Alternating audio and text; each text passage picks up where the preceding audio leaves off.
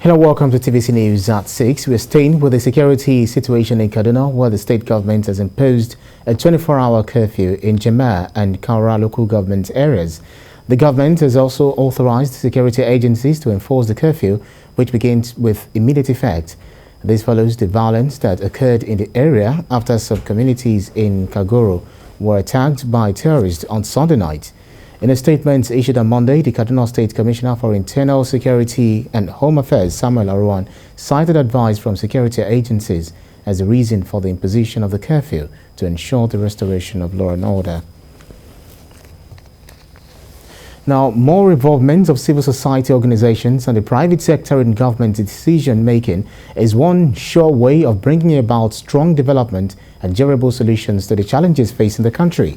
This was among views shared by stakeholders during a one-day consultative meeting organized by the Northeast Development Commission on arriving at a sustainable stabilization development plan for the region. TVC News' Jesse Tafida reports.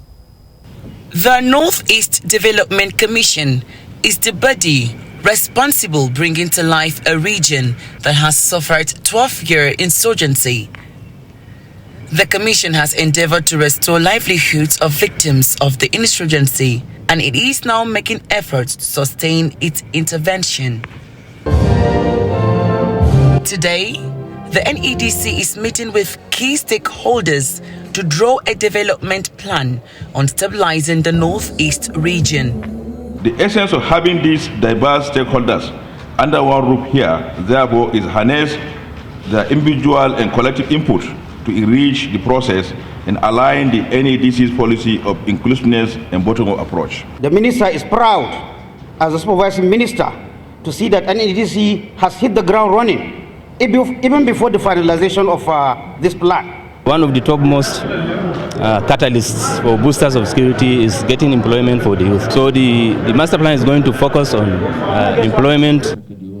Stakeholders at this meeting see the gathering as a step in the right direction towards bringing to life social and basic amenities to victims of insurgency. I would like to urge the Commission to also look into the possibility of complementing government efforts in developing and implementing viable and workable strategies on how best to address the current challenges. I want to use this opportunity to call on the NDRC to continue opening its doors for a robust communication channel with the community in terms of providing the necessary security, which we will continue to give. This interactive session between the NEDC and government, religious and traditional leaders, CSOs and security agencies is key towards ensuring the beginning of a fruitful journey and success to sustainable development in the region. This consultative meeting between the Northeast Development Commission, Borno State Government and other key stakeholders is to draw out plans on how best to bring about durable solution to a region that has suffered 12 years of insurgency. Jesse Tafida, TVC News, Maiduguri. And to other matters, the Economic and Financial Crimes Commission has granted administrative bail to the immediate past governor of Anambra State, Willie Obiano. EFCC Chairman Abdurrashid Bawa, who disclosed this to journalists in Abuja, says the former governor was cooperating with the commission to perfect the bail conditions, but revealed that the former governor is still in the EFCC custody. According to him, there was nothing political about the former governor's arrest. Mr. Obiano was arrested on Thursday at the Murtala Mohammed International Airport in Lagos while trying to board a flight to Texas, United States. The EFCC had in November last year placed the former governor on a watch list. He was arrested for misappropriating 5 billion naira Shuopi and 37 billion naira security vote funds, which was withdrawn in cash. Part of the funds was also allegedly diverted to finance political activities in the state. And staying in Abuja, where the Federal High Court has struck out a motion on notice filed by Ebonyi State Governor Umahi, seeking to stay the execution of a judgment removing him from office. Justice Inyang Ekwo struck out the motion on Monday following the withdrawal of the case by the plaintiffs in the suit.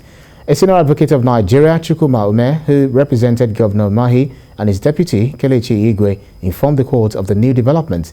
The decision by both men, according to the lawyer, is hinged on the fact that they have now approached the Court of Appeal, Abuja Division, to reverse the March the 8th decision of the court, which removed them from office to ensure they are reinstated. In a short ruling, Justice Yang struck out the motion, with the focus now turned to the appellate court in the quest to reinstate the sacked governor and his deputy. And also, the Federal High Court in Abuja has notified the candidacy of 20 members of the Cross River State House of Assembly that defected from the People's Democratic Party to the ruling All Progressive Congress. Justice Taiwo, in a judgment, held that the lawmakers, having abandoned the political party that sponsored them to power, ought to vacate their seats. The People's Democratic Party had instituted a suit against the lawmakers over the defection to the APC. Now, away from court matters, let's talk politics. The Supreme Council of Sharia in Nigeria is calling on religious intellectuals to actively participate in politics so as to bring about the desired change for the development of the country.